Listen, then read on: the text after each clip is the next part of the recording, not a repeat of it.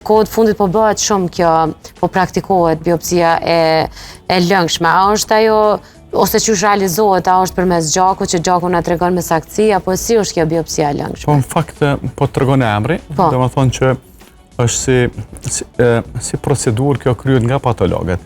Dhe si e tillë në vendin ton ka fillu të kërkohet, nuk e di në institucione publike, a bëhet duket që nuk bëhet, si procedurë. Unë e lexova si studim, nuk e di për Kosovë. Nëse i shikojmë si dy procedura diagnostike, nuk mund të themi se zaventson njëra tjetrën.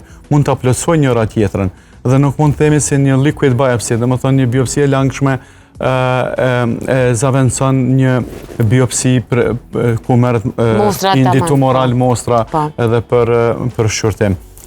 Ndoshta është një procedurë e cila kish me favorizu në rastet kur nuk mund të merret biopsia në një organ të caktuar për shkak të rrethanave të caktuara, atëherë si diçka plotësuese e cila kish me plotësu me dhon mundësinë për me diagnostikuar pacient. Apo edhe në rrethana tjera, po ndihmon edhe në menaxhim të sëmundjes.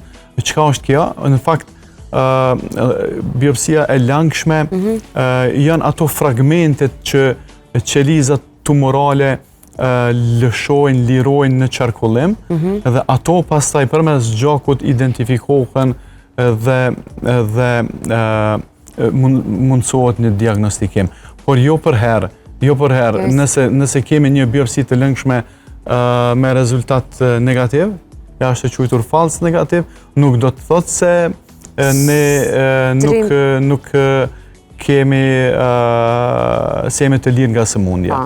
Faktikisht sepse ka disa tumore të cilat nuk lëshojnë këto fragmente apo dhe nuk mund të identifikohen, kështu që nuk është përjashtuese, por nuk është përcaktuese si e tillë.